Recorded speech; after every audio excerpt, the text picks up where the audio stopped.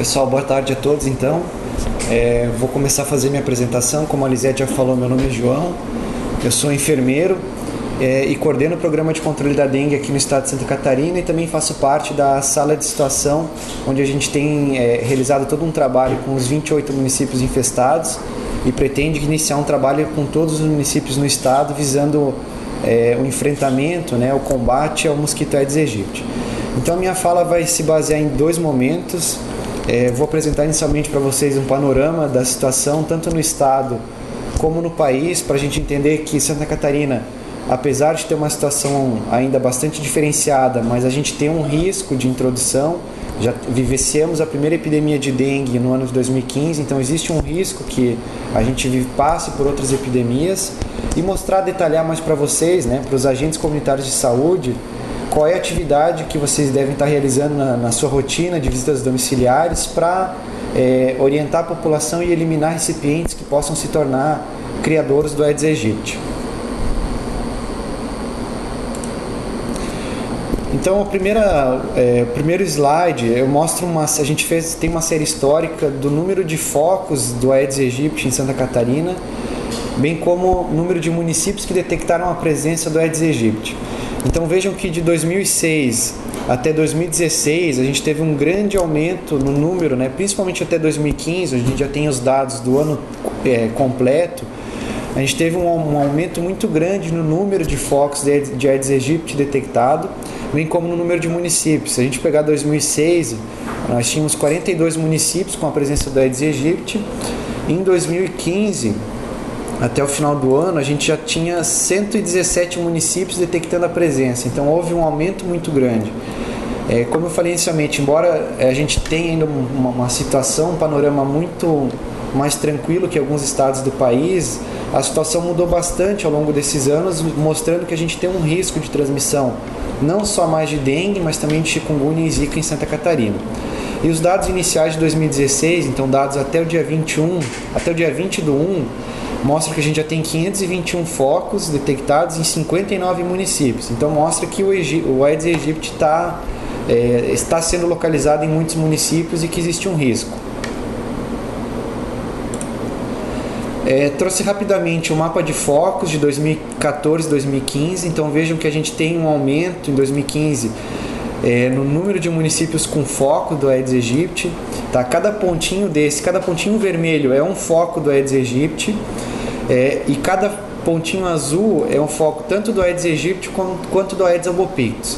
O Aedes albopictus é um outro mosquito muito parecido com o Aedes aegypti e ele pode estar associado com transmissão de chikungunya e zika. Tá? A gente ainda não sabe até que ponto ele pode assumir. Até para dengue ele não é um risco, mas para essas outras doenças ele pode ser. E a gente vem detectando ele no estado também. Então esses pontos azuis são onde a gente encontrou os dois vetores ao mesmo tempo. Então vejo que a gente tem um aumento comparado a 2015 no número de focos, principalmente no oeste e no litoral do estado. E trouxe o mapa também de 2016. Então, lembrem que eu falei que a gente tem 59 municípios que detectaram foco de Aedes aegypti em 2016 até o dia 20. E esse é o mapa representando onde esses focos estão localizados. Então, onde a gente tem ponto vermelho é só Aedes aegypti e onde a gente tem ponto azul é o Aedes aegypti e o Aedes albopictus. Então, vejam que nas 3 semanas iniciais de 2016 a gente já tem um número bastante alto de municípios detectando a presença do vetor. Embora a gente tenha uma rede de armadilhas dentro do programa de controle da dengue, em que o objetivo é detectar a presença do vetor, as ações de controle dele têm que ser desencadeadas muito rapidamente. Então a gente detecta a presença dele para desencadear algumas ações para que ele não consiga se instalar ou se disseminar nos municípios. Então essa detecção é importante para que a gente consiga também desencadear as ações de controle vetorial. E aí trago uma informação mais preocupante, e lembrem que a Lisete falou no início da web, que a gente fez uma ação voltada, uma primeira web no dia 8 voltada para os municípios infestados. Por que isso? O que é um município infestado? Então, o município infestado é aquele que passa a presença do Aedes aegypti tão alta nesses municípios, ou então está tão disseminada nos seus territórios, que o risco de transmissão é muito maior nesses locais. Então isso é um município infestado. Ele detectou a presença, depois de detectar ao longo do trabalho que foi realizado, se viu que o mosquito estava se disseminando e vinha se mantendo ao longo do tempo. Isso faz com que o município se torne infestado. A infestação leva a um risco maior de transmissão dessas doenças, porque a população do Aedes aegypti vai ser tão alta que consegue manter a transmissão tanto em níveis epidêmicos como em níveis surtos ou epidemias. Então vejam também que de 2013 para 2015 e ainda pegando já início de 2016, a gente teve um aumento muito grande no número de municípios infestados. Então a gente saiu de 3 municípios em 2013 que tinham infestação, 8 em 2014 e pegando 2015 e 2016 já são 28 municípios infestados. Esses que estão com pontos vermelhos são municípios que tiveram transmissão de dengue em 2015, né, os anos que tiveram transmissão. Então vejam que em 2015 vários municípios infestados tiveram transmissão de dengue. Itajaí foi o município que vivenciou a epidemia de dengue, né, o maior número de casos foi registrado no município de Itajaí, mas outros municípios infestados também vieram registrando essa doença.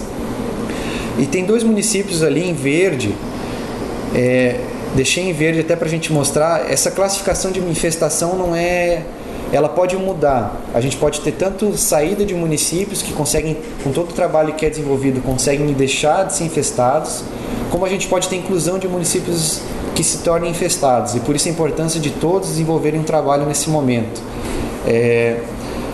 Guatambu foi um município que foi considerado infestado em 2015 e ele deixou de ser infestado no início de 2016 porque ao longo de um ano não foi detectado mais a presença do vetor nessa área infestada. Em compensação, a gente teve a inclusão de Maravilha.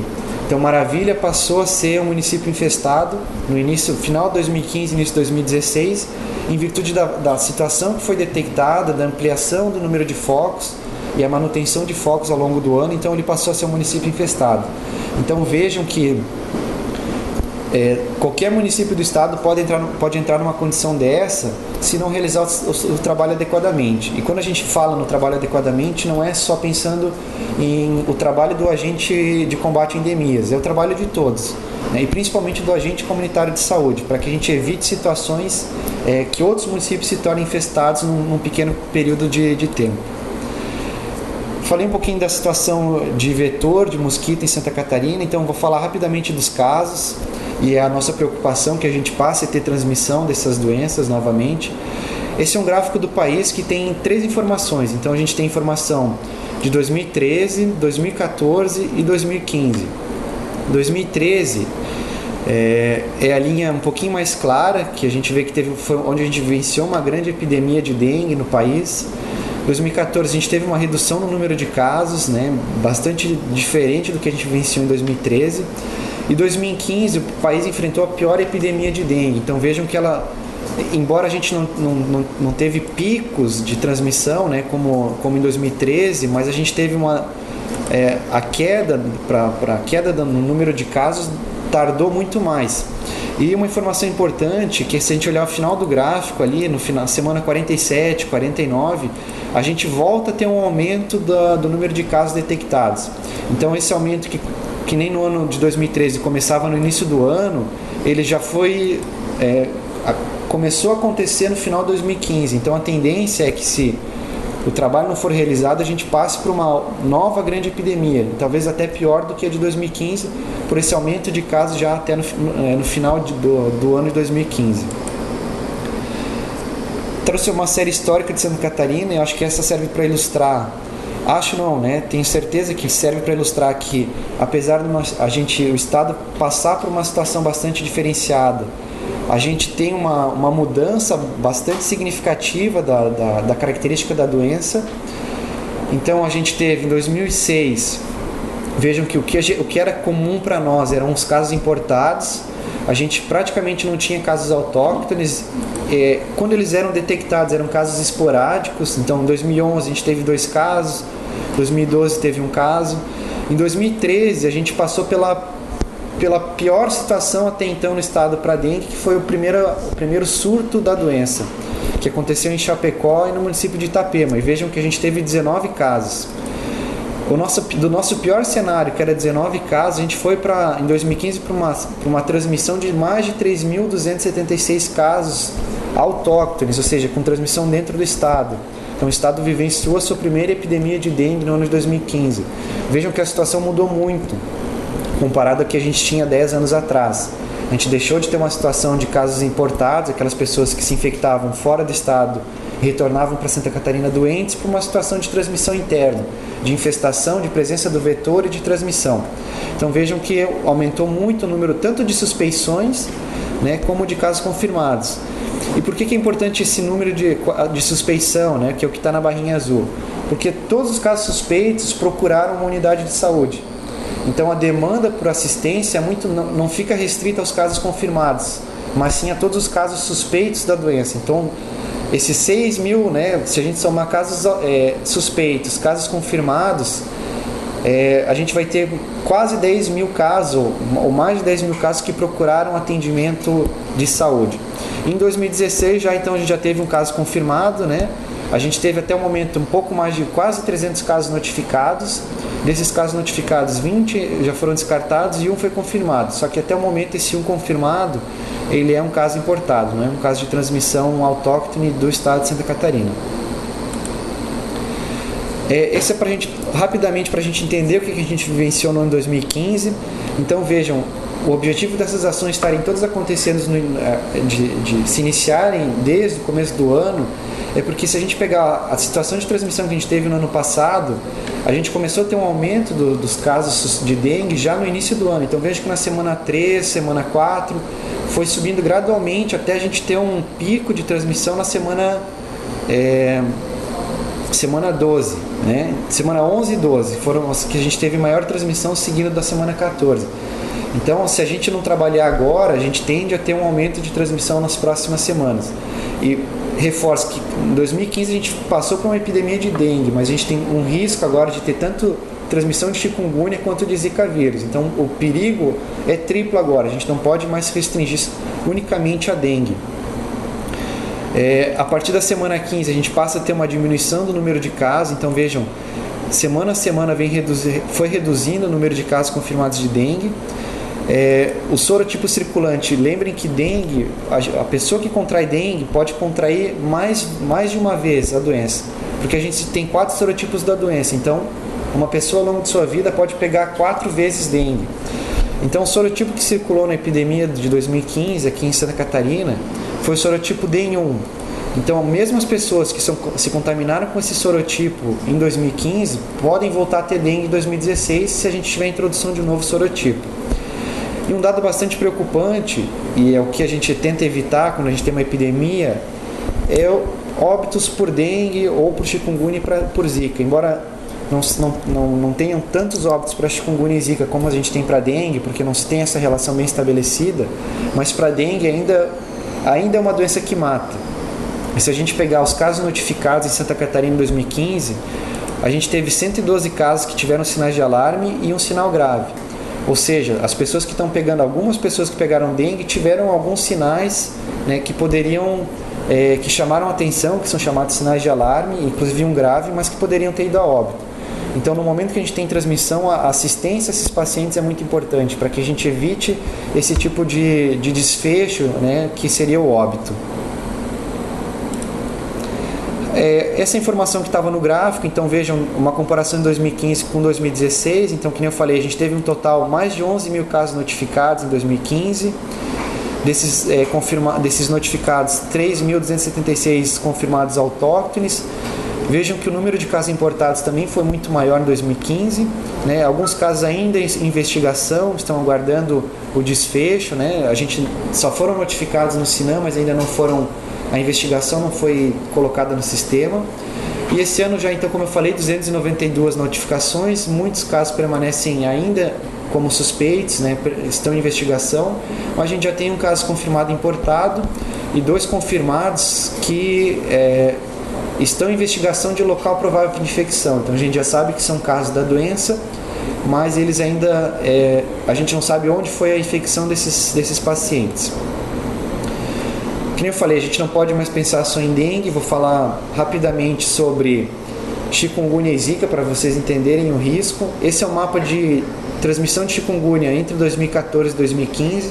Tá? A última informação do Ministério era de 2015, então os estados que estão com esse cinza mais escuro são os casos que têm transmissão autóctone de chikungunya.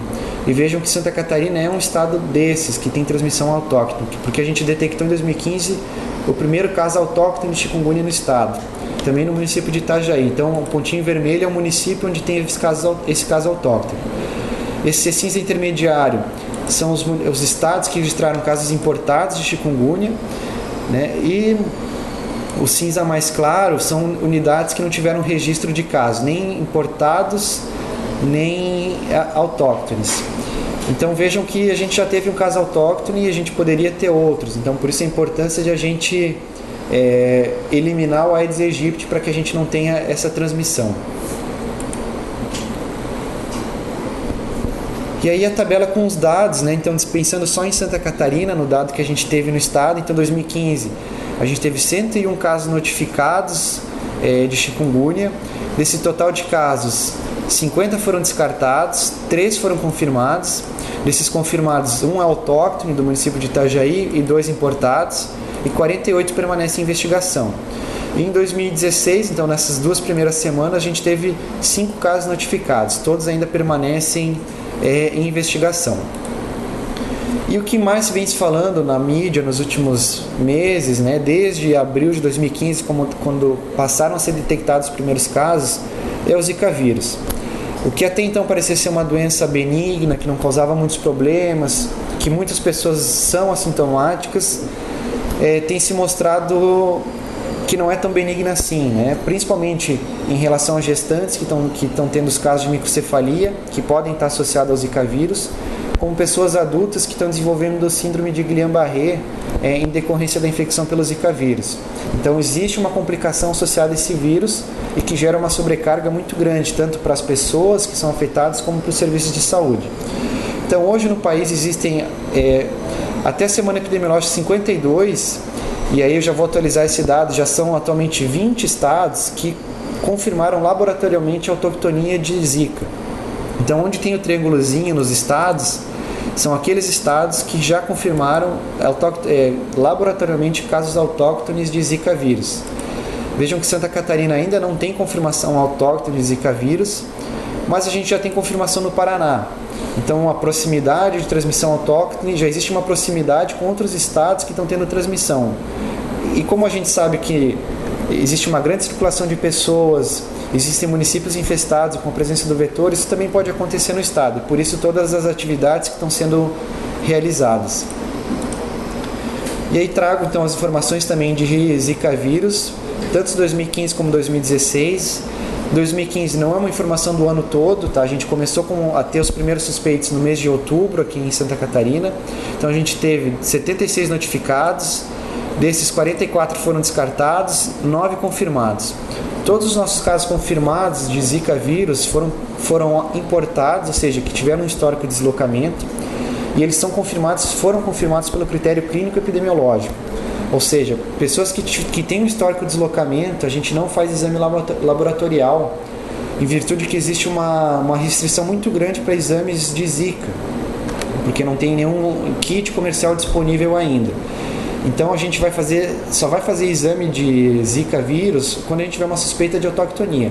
Quando tem uma histórico de deslocamento, a gente confirma pelo critério clínico epidemiológico, ou seja, a gente descarta algumas doenças, né, como dengue, como chikungunya, e acaba confirmando pelo critério clínico ou epidemiológico, né, ou seja, uma pessoa que tem clínica e que tem uma epidemiologia, ou seja, tem um deslocamento para áreas com transmissão dessas doenças.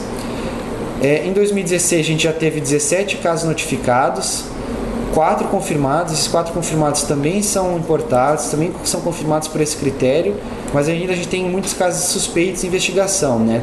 11 em 2016 e 23 ainda em 2015. Então a informação que tem aqui no quadrinho abaixo é justamente essa, né? Todos os nossos casos confirmados são importados, confirmados pelo critério clínico epidemiológico e se tiveram deslocamento para áreas com transmissão, que foram os estados da Bahia, Mato Grosso, Maranhão, Rio de Janeiro, Sergipe, Pará e Paraíba.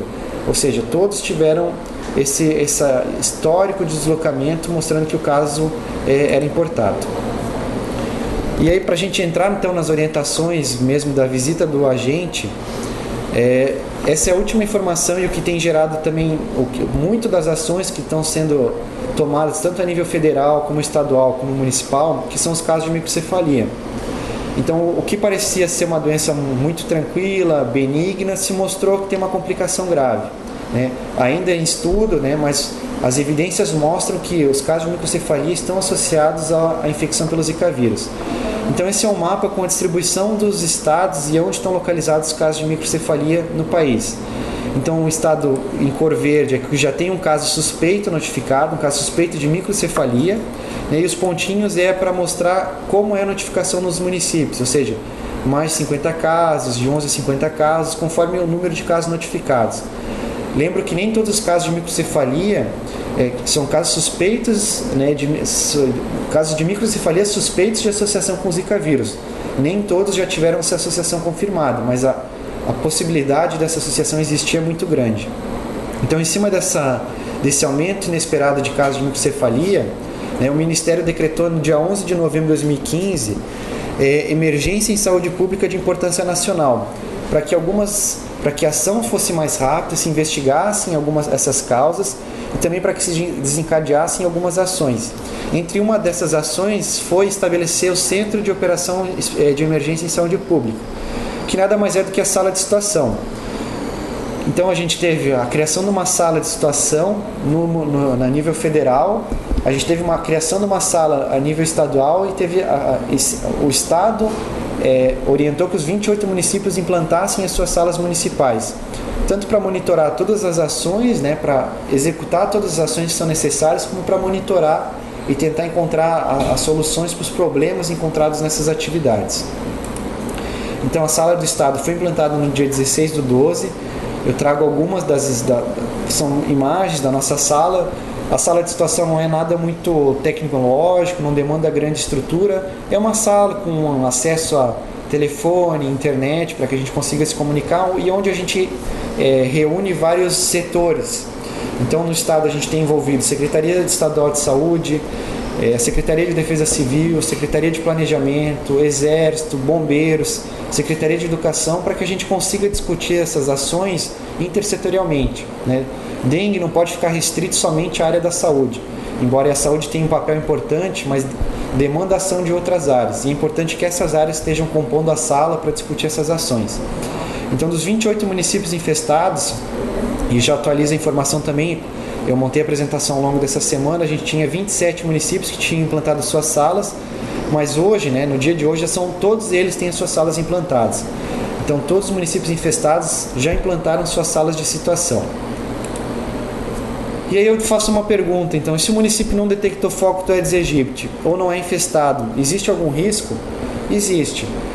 O objetivo, a principal ação é voltada para os municípios infestados, e por isso a criação das salas, uma ação toda diferenciada com esses municípios, com ciclos mensais de visita, com envolvimento de outras áreas, uma atividade diferenciada para a gente diminuir o índice de infestação pelo Aedes aegypti e conseguir reduzir o risco de surtos e epidemias. Mas todos os municípios têm que estar envolvidos nessa ação, até mesmo porque se o município não é infestado ainda, para que ele não venha a ser um próximo município infestado e tenha um risco muito maior de transmissão, e para que se o município não detectou foco ainda, mas venha a detectar, que o mosquito não encontre as condições necessárias para se reproduzir. Porque se a gente detecta um foco de Aedes aegypti numa armadilha, mas a população foi toda orientada, as visitas estão sendo no sentido de orientar que a população não mantenha depósitos de água, onde o mosquito vai procurar para depositar seus ovos, ele não vai encontrar as condições necessárias para se disseminar pelo município. Então, existe o risco maior é nos 28 municípios, quando a gente fala em transmissão. Mas a gente tem que pensar que todo município tem um risco, ou de introdução do Aedes aegypti, ou de se tornar infestado. E por isso a importância que todos desenvolvam alguma ação, né, nesse sentido do combate ao Aedes aegypti. E uma dessas ações é a visita do agente comunitário de saúde. Então, na sua visita de rotina, que existe toda uma rotina de visita do agente comunitário de saúde, ele pode fazer algumas orientações muito importantes ao morador né? E também fazer algumas ações que são bem fáceis de fazer, mas que eliminam bastante esse risco. Então, minha segunda pergunta, né? Pensando na visita do agente comunitário, quais os locais, recipientes devem ser inspecionados, eliminados nas visitas aos imóveis? Então, eu, agente comunitário, estou lá fazendo a visita na minha microárea de trabalho, pensando em dengue, né, incorporando dengue nas minhas orientações na visita. O que eu devo orientar o morador? O que eu devo estar olhando junto com ele? O que eu posso eliminar? Pensando no controle ao Aedes aegypti. Então eu trago essa figura que acho que exemplifica todos os depósitos que a gente pode estar olhando. Ela facilita bastante o entendimento do risco que a gente fala em ter depósitos de água parada. Eu vou passar por um a um para a gente ir detalhando um pouquinho mais e para vocês também conseguirem orientar o morador na sua visita. Pratinhos de planta. Então, evitar usar pratinho de planta nos vasos, né? Muitas vezes o pratinho é desnecessário, não tem necessidade. Se for usar o pratinho, então ter a areia até a borda.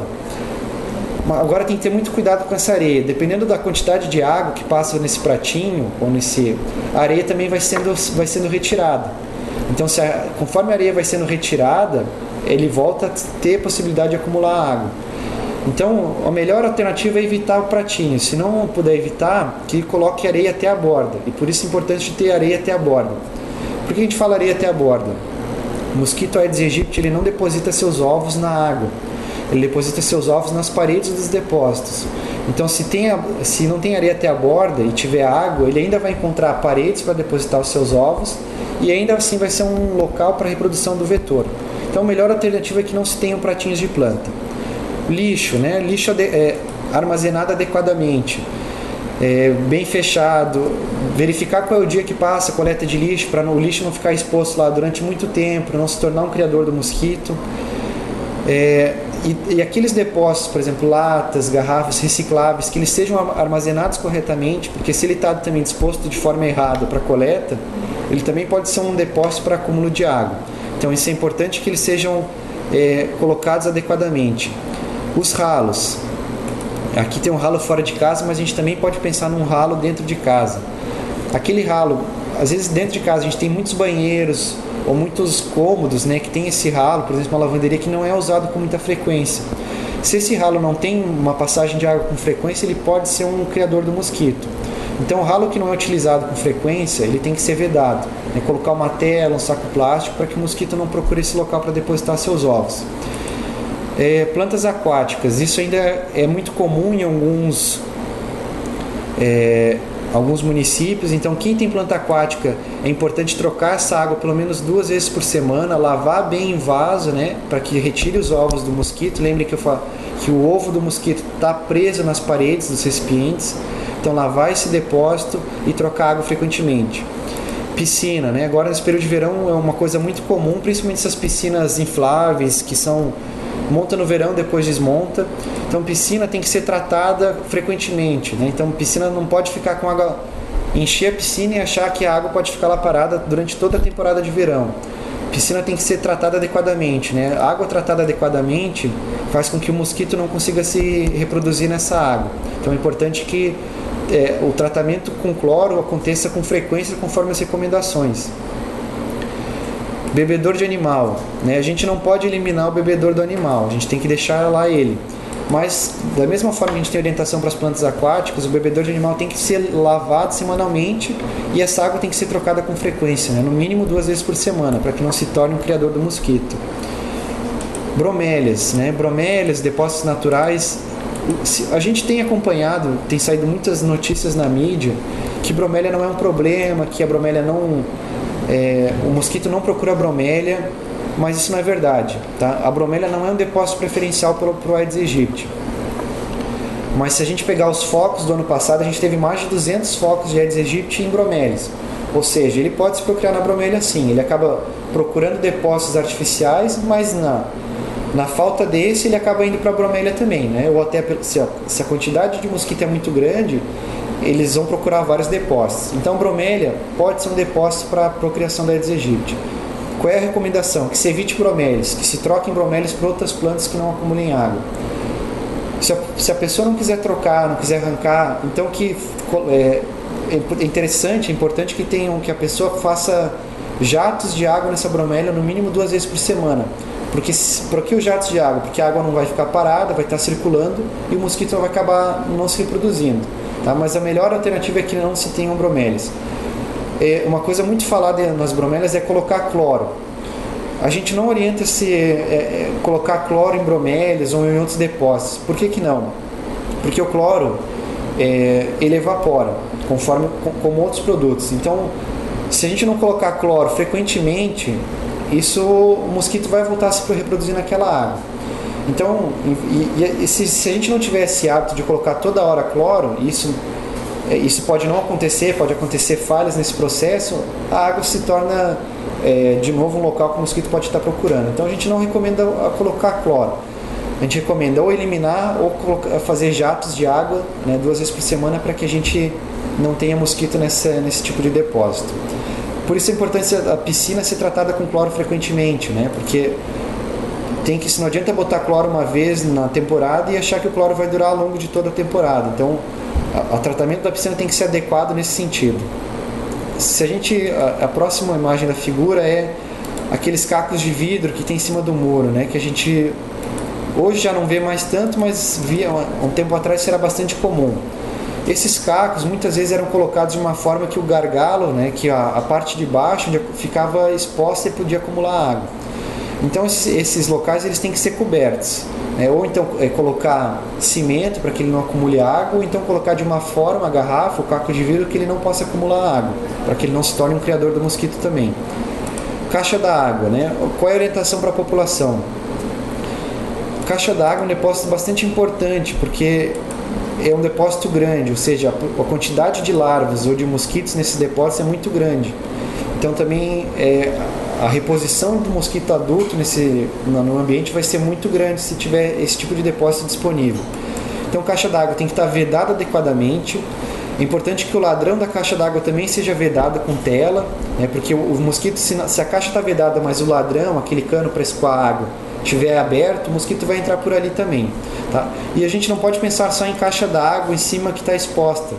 A caixa d'água que está dentro de casa, dentro do sótão, também pode ser um depósito para Aedes aegypti. Então, orientar que a população verifique as suas caixas d'água, se estão vedadas corretamente, né? Se encontrarem alguma situação que vocês não conseguem resolver, que seja perceptível, levem para os seus coordenadores de equipe, porque eles podem estar demandando isso para os programas municipais de controle da dengue, para que até o agente possa verificar essa situação, a gente possa resolver uma situação como essa.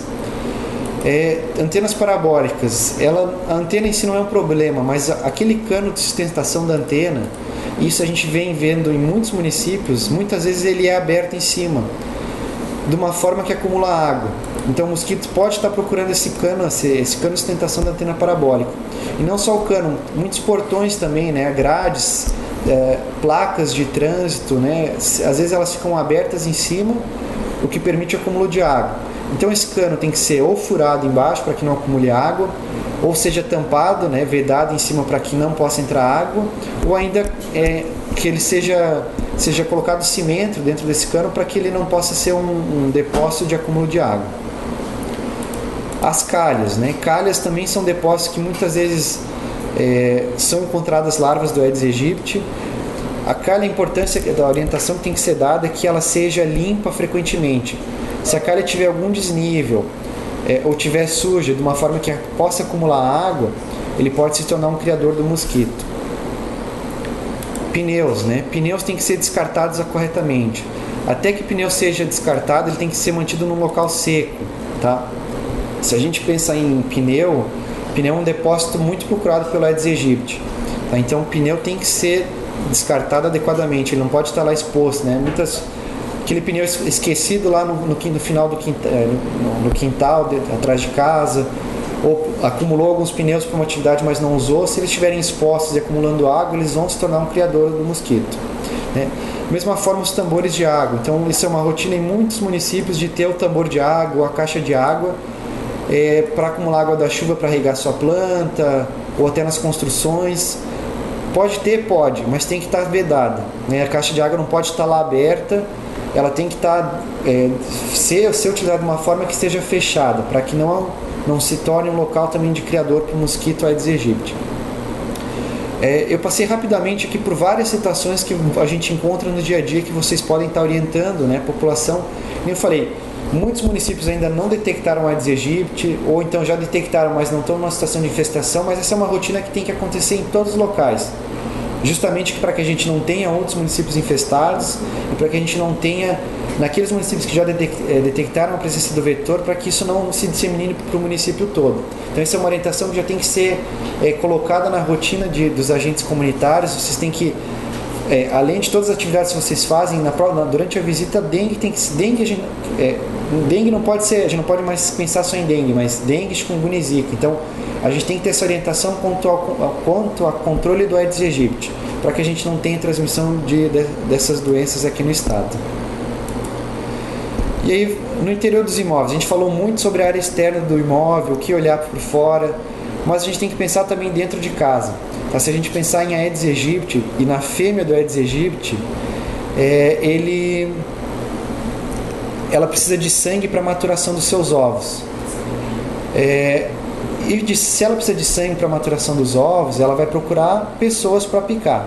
Então a fêmea, o Aedes aegypti também pode ser encontrado dentro de casa, e ele vai procurar o interior das residências tanto para ter alimento quanto para locais para se reproduzir. Então é importante que dentro de casa também a gente tenha atenção a, por exemplo, reservatórios da geladeira, e não só aquelas geladeiras mais antigas, as geladeiras mais novas, né? Aquelas com modelo frost free, que não fazem gelo, mas normalmente atrás dessas geladeiras tem um depósito onde pode acumular água, e muitas vezes esse depósito é exposto, é aberto. Então é um local que tem que ser orientado à população para verificar, para que não se torne o criador do mosquito, né? Os vasos e pratinhos de planta, da mesma forma que a gente pode ter fora de casa, pode ter dentro também. Ralos, né? Aqueles ralos, nem eu falei, o ralo que tem uma passagem de água contínua, o ralo do banheiro lá que é usado todos os dias não é um problema, porque o ciclo do mosquito leva de ovo até vetor adulto 7 dias. Agora aquele banheiro que não é utilizado há muito tempo, até mesmo aquele vaso sanitário daquele banheiro da casa que não é utilizado, ele tem que estar vedado adequadamente, porque senão lá o mosquito pode se reproduzir. Bebedouros de animais, da mesma forma que a gente pode ter na área externa da casa, pode ter na área interna. Então também manter os cuidados de lavar frequentemente. E aí eu deixo como uma chamada, né, uma reforço. De recipientes de depósitos com água no interior dos imóveis, eles também podem ser locais para proliferação do Aedes aegypti. A gente não pode esquecer de orientar e de acompanhar o morador na eliminação dos depósitos fora de casa e esquecer de dentro. Dentro também é importante que isso aconteça. E reforço que aquilo que vocês já podem ir eliminando junto com o morador, já vão fazendo.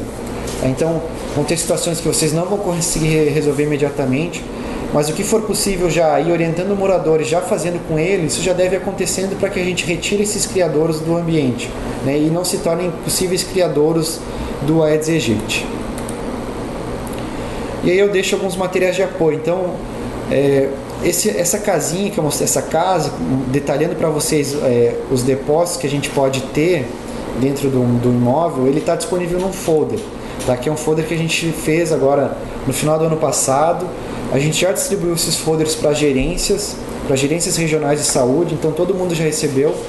A gente acabou distribuindo uma quantidade maior para os municípios infestados, em virtude do trabalho que está sendo realizado agora, né? Mas para quem não recebeu ainda, entre em contato com as gerências regionais de saúde para verificar a disponibilidade do material e para que vocês também possam utilizar isso nas visitas.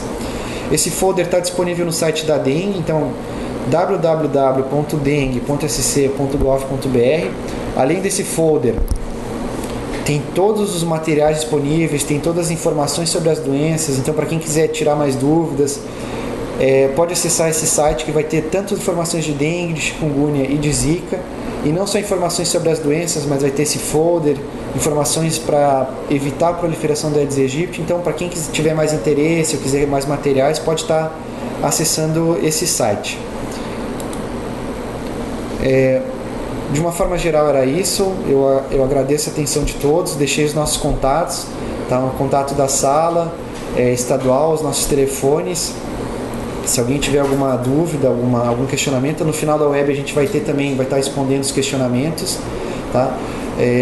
Fico à disposição, e aí a próxima fala vai ser no sentido da forma de registrar essas visitas que vocês fazem na rotina no sistema de informação, até para que isso seja contabilizado como uma visita de orientação ao controle do Aedes aegypti. Obrigado.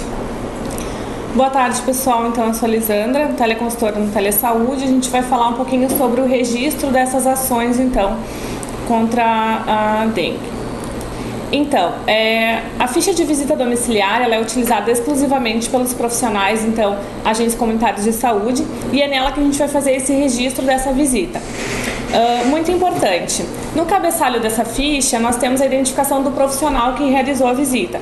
Então, o profissional vai colocar lá o seu número de CNS, o seu CBO, qual é o código da sua equipe e a data então dessa visita.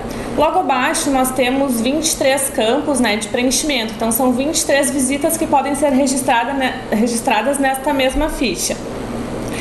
Lembrando então que esse registro é feito com o CNS do cidadão, quem recebeu a visita, quem estava presente lá na casa. Esse CNS do cidadão, ele não é um campo de preenchimento obrigatório, tá? Mas é muito importante preencher. Por quê? Porque toda vez que eu identifico um usuário dentro do sistema, essa informação vai ficar vinculada lá no prontuário do paciente. Então fica registrado dentro do prontuário do paciente que esse paciente recebeu uma visita no seu domicílio, com motivo tal, no dia tal e assim por diante. Então, logo abaixo do CNS do cidadão, a gente tem como campo de preenchimento obrigatório a data de nascimento e o sexo. Então, esses dois campos, sim, eles são obrigatórios, tá? E um pouquinho abaixo a gente tem o registro do motivo dessa visita. Então, muito importante, nesse momento que eu preciso registrar, né, qual é o motivo, por que eu estou indo naquela casa. Então, nesse caso, a gente vai registrar o controle de ambientes ou vetores, certo? E abaixo, então, a gente tem o desfecho da visita. Se a visita foi realizada, se foi recusada ou ausente. Tá? Uma questão bem importante que tem aparecido aqui no Telesaúde, os municípios estão ligando para perguntar, é que nessa época do ano nós temos muitos turistas. Então, a gente comunitário de saúde vai até a casa, vai até o domicílio, realiza a ação, mas não sabe como registrar isso, porque aquela pessoa não é morador da casa, não tem registro, né, naquela casa. Certo. Então, como que eu registro, né, essa ação quando eu vou numa casa que tem um turista, né? Tem uma família que está só por uma semana naquele domicílio. Se essa pessoa que recebeu a visita tiver um número de CNS, você pode registrar o CNS e preencher toda a fichinha, né, normalmente.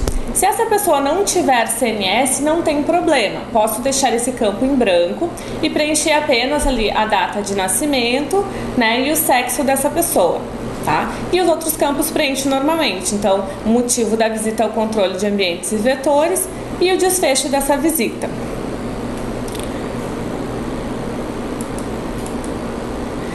Outra ficha que nós podemos registrar ações, então, é a ficha de atividade coletiva. Essa ficha vai ser utilizada apenas para registro de atividades em grupo. Então, como diz lá na nota técnica, a gente tem uma sugestão para que sejam feitas atividades em grupo lá na sala de recepção da unidade de saúde, né, grupo lá de gestantes. Então, ações que eu vou fazer de educação e saúde, né, ações específicas em grupos, eu vou utilizar essa ficha para registro. Então, o cabeçalho dessa ficha ele é semelhante ao da outra ficha, então eu vou identificar quem são os profissionais que estão realizando essa ação, que dia, que horário, qual foi o local da ação, e logo abaixo eu tenho então um registro do tipo de atividade. E aí eu tenho duas opções para marcar, ou a opção 04, que é educação e saúde, ou a opção 07, que é mobilização social. Lembrando então que esse campo é um campo de preenchimento obrigatório e eu posso escolher apenas uma dessas duas opções, um registro apenas de atividade. Logo abaixo então eu tenho o registro da prática ou tema, né? Então eu tenho como opção o número 14, que é saúde ambiental. E lá no fim da ficha eu tenho então a identificação dos usuários que participaram dessa atividade. Então eu identifico eles através do número de CNS. Tá? Essa ficha ela pode ser utilizada pelos agentes comunitários de saúde e por outros profissionais da equipe que desenvolveram essa atividade. Então, como que eu verifico esses dados todos que eu estou registrando? Através dos relatórios. Então, nós temos dois relatórios, os relatórios de acompanhamento e o relatório de monitoramento. Ambos os relatórios eu consigo verificar toda a produção da minha equipe ou de profissional específico. Lembrando então, para conseguir visualizar o relatório de toda a minha equipe, quem tem acesso a isso é o administrador ou o coordenador da equipe.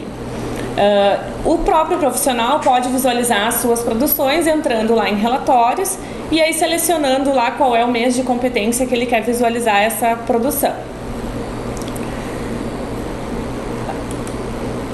Então, a gente colocou aqui algumas observações, né, em relação a esse envio de dados para o CISAB. Então, só para lembrar que a partir de 1º de janeiro deste ano está vigente somente o envio de dados para a plataforma CISAB, que é através do eSUS.